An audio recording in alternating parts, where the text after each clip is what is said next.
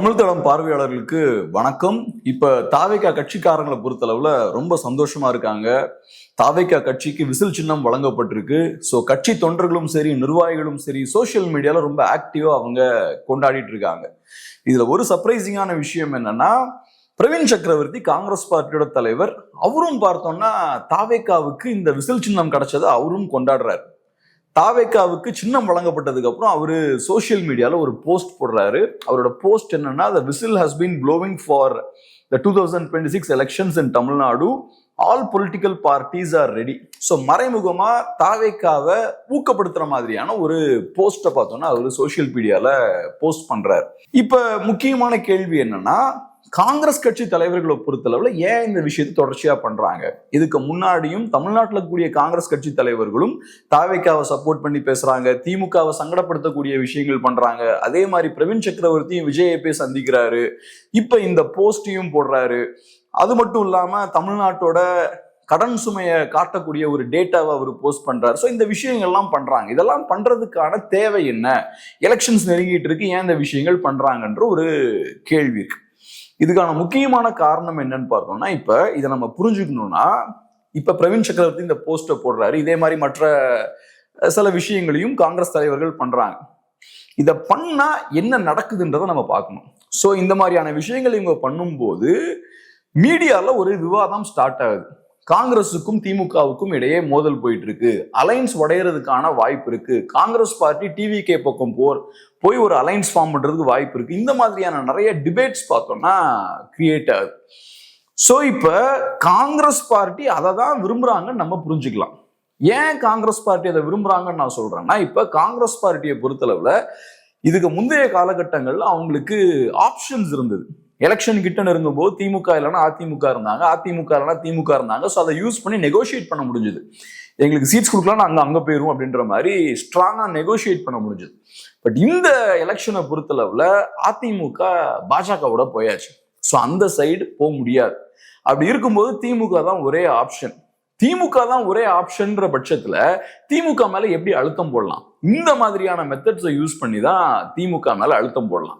So இப்ப Congress party எங்களுக்கு நீங்க நிறைய சீட்ஸ் கொடுக்கலன்னா கூட்டணிக்குள்ள நிறைய சிக்கல் இருக்கிற மாதிரியான ஒரு தோற்றத்தை வெளியே ஏற்படுத்துவோம், இந்த மாதிரியான பிரச்சனைகளை கிரியேட் பண்ணுவோம் அப்படின்ற இடத்துக்கு அவங்க வந்திருக்காங்க. இது திமுகவுக்கு பெரிய சிக்கல். ஏன்னா திமுகவை பொறுத்தளவுல இந்த எலெக்ஷன்ல ஜெயிச்சே தீரணும் அப்படின்ற ஒரு முனைப்போடு அவங்க செயல்பட்டு இருக்காங்க. ஸோ அப்படி இருக்கும்போது கூட்டணி நல்லா ஸ்ட்ராங்கா இருக்கு, பிரச்சனை எதுவுமே இல்லை அப்படின்ற ஒரு இமேஜை தான் அவங்க மெயின்டைன் பண்ண விரும்புவாங்க. காங்கிரஸ் பார்ட்டி அதை உடைக்கும் விதமா அவங்க செயல்பட்டு இருக்காங்க. ஸோ இந்த வகையில திமுக மேல காங்கிரஸ் பெரிய ஒரு அழுத்தத்தை போட்டுட்டு இருக்காங்க. அது போக நம்ம பார்வையாளர்கள் இன்னொரு கேள்வியும் கேட்கலாம். இப்ப காங்கிரஸ் பார்ட்டியை பொறுத்தளவுல லோக்சபா எலெக்ஷன்ஸ் தானே முக்கியம், 2029 தானே முக்கியம். அப்படி இருக்கும்போது ஏன் 2026 அசம்பிளி எலெக்ஷனுக்காக திமுகவை பகைச்சிட்டு இருக்காங்க? ஏன் திமுகவோட இப்படி மோதல் போக்க கடைபிடிக்கிறாங்க அப்படின்ற ஒரு கேள்வியும் கேட்கலாம்.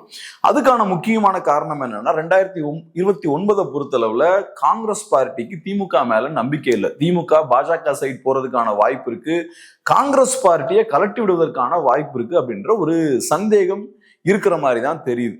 ஸோ அதனால இப்ப காங்கிரஸ் பார்ட்டியை பொறுத்தளவுல 2026ல நம்ம திமுகவுக்கு உதவுறோம்னா அதுக்கு ஏத்த மாதிரி நம்ம சீட்ஸ் வாங்கணும். அதிகார பகிர்வை முடிஞ்சா நம்ம சண்டை போட்டு வாங்கணும். எதையும் நம்ம இலவசமா செய்து கொடுக்க கூடாது. 29ல பாத்துக்கலாம் அப்படின்ற மாதிரி நம்ம விட்டுறக்கூடாது அப்படின்றதுல காங்கிரஸ் பார்ட்டி ரொம்ப கவனமா இருக்காங்க. ஸோ காங்கிரஸ் பார்ட்டி இந்த எலெக்ஷன்ஸை மட்டுமே மையமா வச்சு முடிஞ்ச அளவுக்கு அதிகமான அழுத்தத்தை அவங்க திமுக மேல போடுறாங்க. காங்கிரஸ் பார்ட்டிக்கு இருக்கக்கூடிய மிகப்பெரிய ஒரு ஸ்ட்ரென்த் என்னன்னா, காங்கிரஸ் பார்ட்டிக்கு இழக்கிறதுக்கு ஒன்றும் கிடையாது. ஏன்னா காங்கிரஸ் பார்ட்டியை பொறுத்தளவுல இந்த அலைன்ஸே உடைஞ்சாலும் பெருசா ஒன்றும் அவங்க இழக்க போறது கிடையாது. ஏன்னா அவங்களுக்கு அசம்பிளி எலெக்ஷன்ஸ் ரொம்ப ஒன்றும் முக்கியம் இல்ல, லோக்சபா எலெக்ஷன்ஸ் தான் முக்கியம். ஆனா திமுகவை பொறுத்தளவுல இது ரொம்ப முக்கியமான தேர்தல். இதுல ஜெயிச்சாதான் அவங்களுக்கு அதிகாரத்துக்கு வர முடியும். ஸோ அந்த வகையில காங்கிரஸ் பார்ட்டிக்கு அந்த ஒரு அட்வான்டேஜும் இருக்கு. ஸோ இன்னும் நல்லா தைரியமா அவங்க திமுக மேல அழுத்தம் போடலாம். இப்ப இதுல முக்கியமான சிக்கல் என்னன்னா, காங்கிரஸ் பார்ட்டியோட இந்த லாஜிக் எல்லாமே கரெக்ட் தான். திமுக மேல அழுத்தம் போடணும், சீட்ஸை நிறைய வாங்கணும், அதிகார பகிர்வு வேணும், இந்த விஷயம் எல்லாமே ரைட். ஸோ அதனால நீங்க திமுக மேல அழுத்தம் போடுறீங்க. இங்க சிக்கல் எங்க ஸ்டார்ட் ஆகுதுன்னா, திமுக மேல அழுத்தம் போடணுன்றதுக்காக காங்கிரஸ் பார்ட்டி தாவேகா கட்சி பின்னாடி போய்கிட்டு இருக்காங்க. தாவேகா கட்சி தலைவரை சப்போர்ட் பண்ணி பேசுறது, அந்த கட்சியை சப்போர்ட் பண்ணி பேசுறது, ஜனநாயகன் படத்துக்காக ஆதரவா பேசுறது, இந்த விஷயங்களை காங்கிரஸ் கட்சியோட தலைவர்கள் பண்ணிட்டு இருக்காங்க. இதை பார்க்கறதுக்கு ரொம்ப பரிதாபமா இருக்கு, ரொம்ப டெஸ்பரேட்டா இருக்குன்னு நம்ம சொல்லலாம். ஏன்னா இப்ப காங்கிரஸ் பார்ட்டி மிகப்பெரிய ஒரு இயக்கம், ஏறக்குறைய 150 இயர்ஸ்க்கு மேல பழமையான ஒரு கட்சி. இப்படிப்பட்ட ஒரு கட்சி நேத்து அரசியலுக்கு வந்த விஜயை நம்பி அவரை சப்போர்ட் பண்ணி அவங்க இந்த விஷயங்கள்லாம் பண்ணிட்டு இருக்காங்க. இதுல ரொம்ப முக்கியமான விஷயம் என்னன்னா, தாவேகா கட்சி சைட்ல இருந்தும் விஜய் சைட்ல இருந்தும் பெரிய பாசிட்டிவான சிக்னல் ஒன்றும் வரல. நான் பார்த்த அளவுக்கு ஃபெலிக்ஸ் ஜெரால்ட் மட்டும் ஒரு ஏஎன்ஐக்கு அவர் கொடுத்த ஒரு பைட்ல காங்கிரஸும் தாவேகாவும் ஒரு நேச்சுரல் பார்ட்னர்ஸ் அப்படின்ற மாதிரி அவர் பேசினார், ஒரு நேச்சுரல் அலைன்ஸா இருக்கும் அப்படின்ற மாதிரி பேசினார். அதை தாண்டி விஜய் அவர்களோ தாவேகா கட்சியோட அபிஷியல் கம்யூனிகேஷன்லயோ காங்கிரஸ் பார்ட்டி அவங்க டைரக்டா சப்போர்ட் பண்ணி இது வரைக்கும் எதுவுமே அவங்க பேசல. ஸோ ஒரு சைட்ல காங்கிரஸ் பார்ட்டி டிவிகேவை சப்போர்ட் பண்ணி நிறைய விஷயங்கள் பண்ணிட்டு இருக்காங்க. பட் டிவிகே கட்சியை பொறுத்தளவுல ஒரு புது கட்சி, நேத்து வந்த கட்சி, இவ்வளவு விஷயங்கள் காங்கிரஸ் பார்ட்டி செய்ததுக்கு அப்புறமும் அவங்க காங்கிரஸ் பார்ட்டியை சப்போர்ட் பண்ணியோ காங்கிரஸ் பார்ட்டிக்கு ஆதரவாவோ இது வரைக்கும் அவங்க எதுவுமே பேசல டிவிகே சைட்ல இருந்து. என்ன பொறுத்தளவுல காங்கிரஸ் பார்ட்டிக்கு இது ஒரு பெரிய அவமானம் தான். ஏன்னா இப்ப இதே விஷயம்தான் அதிமுகவுக்கும் பாஜகவுக்கும் நடந்தது. தாவேகா கட்சி பெரிய ஒரு சிக்கல்ல மாட்டுறாங்க கரூர் சம்பவத்துக்கு அப்புறம். அந்த காலகட்டங்கள்ல அதிமுக தான் பெரிய அளவுல டிவிகேவை சப்போர்ட் பண்றாங்க, அசம்பிளில எல்லாம் குரல் எழுப்புறாங்க டிவிகேவுக்கு ஆதரவா.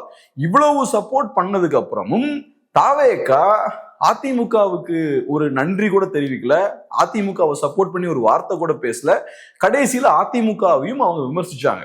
சோ அந்த வகையில இப்ப போற போக்க பார்த்தா காங்கிரஸுக்கும் அதுதான் நடக்கும் அப்படின்ற மாதிரிதான் தோணுது. ஏன்னா ஃபெலிக்ஸ் ஜெரால்ட் அவர்கள் காங்கிரஸ் தாவேகா கூட்டணியை பொறுத்தளவு அது ஒரு நேச்சுரல் அலைன்ஸா இருக்கும்னு அவர் சொன்னாலும் அது ஆக்சுவலா ஒரு நேச்சுரல் அலைன்ஸ் கிடையாது. ஏன்னா காங்கிரஸ் பார்ட்டி எடுத்துக்கிட்டீங்கன்னா 2004 இருந்து இன்னைக்கு வரைக்கும் தொடர்ச்சியா அவங்க திமுகவோட அலைன்ஸ்ல இருக்காங்க. ஏறக்குறைய ஒரு 5-6 இயர்ஸ் மட்டும் நடுவில் அலைன்ஸ்ல இல்லை, மற்றபடி மோஸ்ட்லி அவங்க அலைன்ஸ்ல தான் இருக்காங்க. தாவேகாவோட நிலைப்பாடு என்னவா இருக்குன்னா, திமுக ஒரு தீய சக்தி. சோ தாவேகா தீய சக்தியா பார்க்கக்கூடிய திமுகவோட காங்கிரஸ் பார்ட்டி ஏறக்குறைய 15-16 இயர்ஸ்க்கு மேல அவங்க அலைன்ஸ்ல இருந்திருக்காங்க. இது சாதாரணமான ஒரு விஷயம் கிடையாது. சோ அப்படி இருக்கும்போது எப்படி காங்கிரஸ் பார்ட்டி தாவேகாவோட நேச்சுரல் அலைன்ஸ் பார்ட்னரா இருக்க முடியும்? அது போக தாவேகா கட்சியை பொறுத்தளவுல அலைன்ஸ் வைக்கணும்ன்ற முடிவுக்கு வந்தாச்சுன்னா ஏன் காங்கிரஸ் பார்ட்டியோட வைக்கணும்? அதுக்கு அவங்க ஸ்ட்ரைட்டா போய் அதிமுகவுடைய கூட்டணி வைக்கலாம் இல்லையா? அதிமுகவோட கூட்டணி வச்சு அதிமுகவுக்கு பெரிய ஓட் ஷேர் இருக்கு, நிறைய சீட்ஸ் கிடைக்கும், நிறைய எம்எல்ஏஸ் ஜெயிக்கலாம், பெரிய போஸ்ட் எல்லாம் கிடைக்கும். காங்கிரஸோட கூட்டணி வைக்கிறதால ஒன்றும் பெரிய பிரயோஜனம் கிடையாது. அப்கோர்ஸ் கொஞ்சம் மைனாரிட்டி ஓட்ஸ் வரதுக்கான வாய்ப்பு இருக்கு, அது போக காங்கிரஸ்க்கு ஒரு 3-4% ஓட்ஸ் இருக்கு. பட் அது பெரிய டிசைடிங் ஃபேக்டரா இருக்காது, உங்களுக்கு பெருசா அதிகாரம்லாம் கிடைக்கிறதுக்கான வாய்ப்பு கிடையாது. ஸோ அப்படி இருக்கும்போது தாவேகா அந்த சைடு போறதுக்கான வாய்ப்புகள் ரொம்ப கம்மி. இந்த விஷயம் காங்கிரஸ் பார்ட்டிக்கு தெரியுமா தெரியாதான்றது தெரியல. பட் காங்கிரஸ் பார்ட்டியை பொறுத்தளவுல இப்ப வரைக்கும் பார்த்தோம்னா தாவேகா பின்னாடி தான் அவங்க போயிட்டு இருக்காங்க. திமுக மேல அழுத்தம் போடுறன்ற பேர்ல தாவேகா பின்னாடி ரொம்ப பரிதாபமா அவங்க போயிட்டு இருக்காங்க. ரெண்டாவது, இப்ப இந்த அலைன்ஸை பொறுத்தளவுல, அதாவது தாவேகா காங்கிரஸ் அலைன்ஸ் அதை பத்தி பேசுறோம் இல்லையா, அதை பொறுத்தளவுல நம்ம ஏற்கனவே பார்த்தது போல தாவேகாவுக்கு அந்த அலைன்ஸால பெரிய யூஸ் கிடையாது. காங்கிரஸ் பாயிண்ட் ஆஃப் வியூல இருந்து பார்த்தாலும் அதுல பெரிய பிரயோஜனம் கிடையாது. ஏன்னா காங்கிரஸ் பார்ட்டியை பொறுத்தளவுல இப்ப அவங்களோட முக்கியமான கோரிக்கை என்னவா இருக்கு? திமுகவை பொறுத்தளவுல திமுக கிட்ட இருந்து நிறைய சீட்ஸ் வாங்கணும் அப்படின்றது அவங்களோட முக்கியமான எண்ணமா இருக்கு. அது போக அதிகார பகிர்வும் அவங்களோட முக்கியமான ஒரு கோரிக்கையா இருக்கு. சோ இந்த விஷயங்களை தாவேகாவோட கூட்டணி வைப்பதன் மூலமா காங்கிரஸ் பார்ட்டி இந்த விஷயங்கள்லாம் பெற முடியுமா அப்படின்றதான் முக்கியமான கேள்வி. அதுக்கான வாய்ப்புகள் ரொம்ப குறைவு தான். இப்ப காங்கிரஸ் பார்ட்டி தாவேகாவோட கூட்டணி வச்சா டெஃபினட்டா நிறைய சீட்ஸ் கொடுப்பாங்க, அதெல்லாம் வின்னிங் சீட்ஸா இருக்காது. ஏன்னா தாவேகாவுக்கு 5-10% ஓட்ஸ் தான் இருக்கும், காங்கிரஸ் பார்ட்டிக்கு ஒரு 3-4% ஓட் இருக்கும். தாவேகாவுக்கு 15% ஓட்டே இருக்குன்னு வச்சுக்கிட்டாலும் அதெல்லாம் வின்னிங் சீட்ஸா மாறாது. ஸோ காங்கிரஸ் பார்ட்டி எதிர்பார்க்கக்கூடிய சீட்ஸ் கிடைக்காது. நிறைய சீட்ஸ் நம்பரா கொடுப்பாங்க, அது எதுவும் வின்னிங் சீட்ஸா மாறாது. ஸோ அதுல பிரயோஜனம் கிடையாது. அதே மாதிரி அதிகார பகிர்வுன்னு வரும்போது ஜெயிக்கக்கூடிய கட்சிக்கு தான் அதிகாரத்தை பகிர முடியும். ஜெயிக்கிறதுக்கு எந்த கட்சிக்கு வாய்ப்பு இருக்கோ அந்த கட்சியால தான் அதிகாரத்தை பகிர முடியும். ஸோ அந்த வகையில காங்கிரஸ் பார்ட்டி அதிகார பகிர்வை கண்டிப்பா ரொம்ப சீரியஸா எடுக்கிறாங்கன்னா தாவேக்கா விட போறதுல அவங்களுக்கு ஒரு பிரயோஜனமும் கிடையாது. தாவேக்கா ஜெயிப்பதற்கான வாய்ப்பெல்லாம் கிடையவே கிடையாது. ஸோ காங்கிரஸ் பார்ட்டிக்கு அதிகாரத்துல பகிர்வும் கிடைக்காது. ஏன்னா அதிகாரமே கிடைக்காது. ஸோ அதிகாரத்தை ஷேரும் பண்ண முடியாது. நிஜமாவே அதிகார பகிர்வு நீங்க வேணும்னு நினைக்கிறீங்கன்னா ஒன்று அதிமுகவோட போகணும், இல்லைன்னா திமுகவோட போகணும். ஸோ இந்த காங்கிரஸ் டிவிக்கு அப்படின்ற அந்த அலைன்ஸ் பத்தி பேசும்போது அந்த அலைன்ஸால தாவேக்காவுக்கும் யூஸ் கிடையாது, காங்கிரஸ் பார்ட்டிக்கும் அதனால யூஸ் கிடையாது. ஸோ அதனால இந்த அலைன்ஸ் ஃபார்ம் ஆகிறதுக்கான வாய்ப்புன்னு நம்ம பார்த்தோம்னா ரொம்ப குறைவுன்னு தான் நினைக்கிறேன்.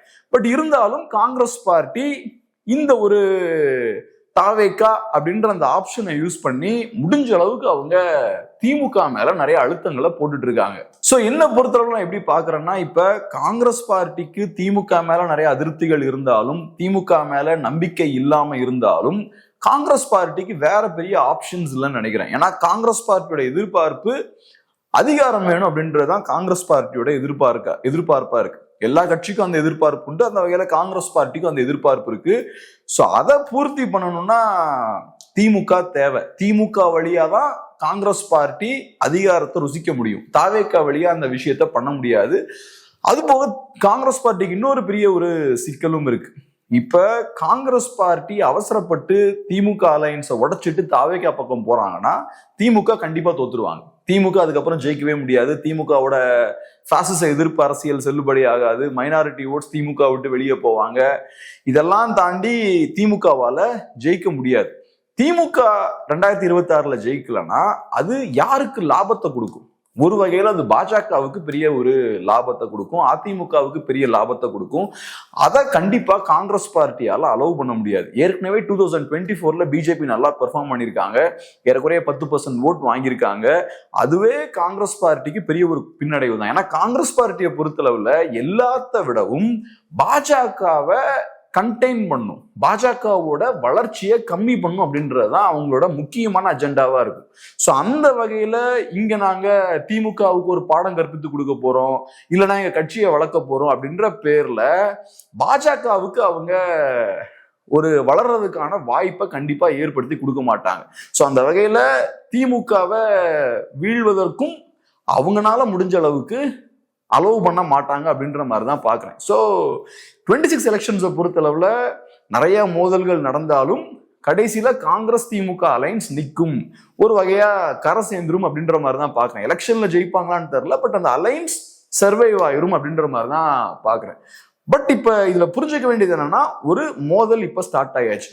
26லயே திமுகவுக்கும் காங்கிரஸுக்கும் இடையே ஒரு பெரிய மோதல் ஸ்டார்ட் ஆச்சு. அது 29க்கு முன்னாடி பெருசா வெடிக்கிறதுக்கான வாய்ப்புகள் இருக்கு. ஸோ இந்த வீடியோ உங்களுக்கு யூஸ் பண்ணுறதுக்கு நம்புறோம். டெஃபினட்டா உங்களோட வியூஸையும் ஷேர் பண்ணுங்க. ரொம்ப நன்றி.